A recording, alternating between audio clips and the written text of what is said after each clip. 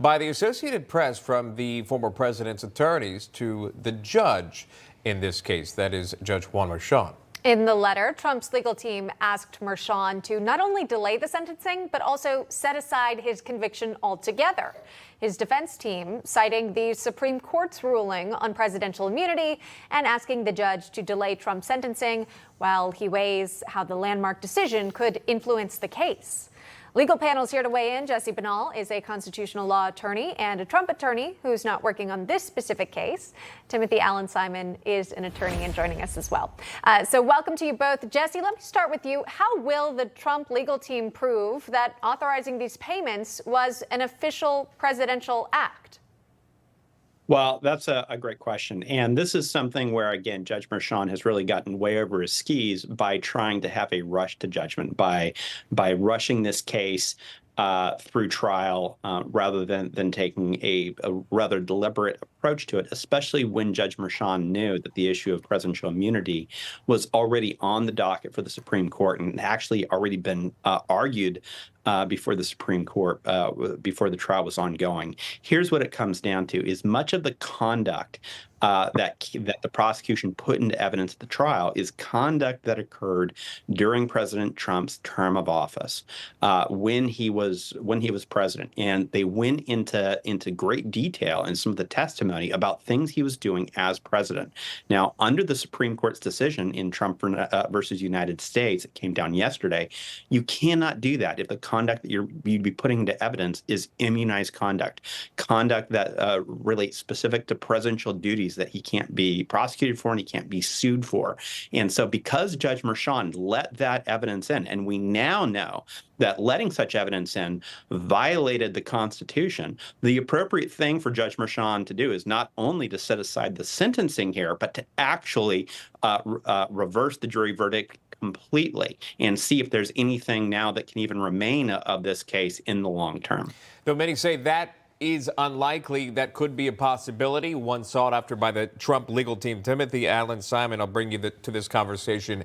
And more like speculating on this, if you will, looking into the crystal ball, if you will. But will Judge Merchan likely simply move forward with the set date of July 11th, with the sentencing that is already predetermined, and just let the appeals court handle this matter? I think that is based on the judge's prior actions in this proceeding.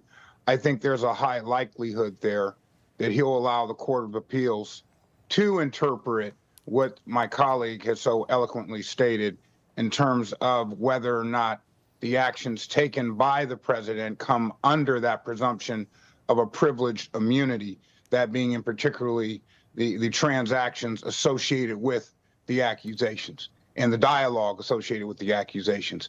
I think that is a tinderbox of appellate issues that a trial judge may not want to address until getting further guidance from the Court of Appeals on that decision.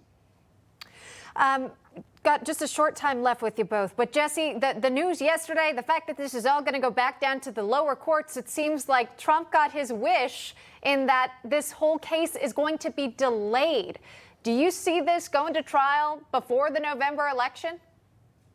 It would be almost impossible to see this case going to trial before the election at this point, because there's some very important changes that now need to be made in the charges by Jack Smith's team, and Judge Chutkan is going to have to make some decisions herself as to what is properly immunized and what would theoretically not be immunized. And those decisions that Judge Chutkan is going to make are going to be subject to appeal themselves. So it is effectively impossible for this case to come to trial. Now, that doesn't mean that she won't have opportunities for mischief. You can look what Andrew Weissman wrote in the New York Times yesterday, and he has laid out the groundwork for Judge Chutkan to, as he put it, put information before the American people. In other words, in order to politicize this process and try to use the judicial process not in order to meet a judicial end, but in order to try to embarrass President Trump during the middle of a general election and interfere with the 2024 presidential election.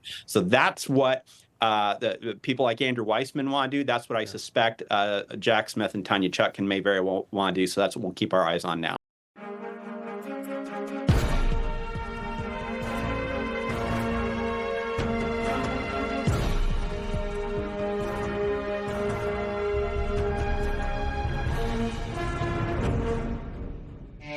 Bye.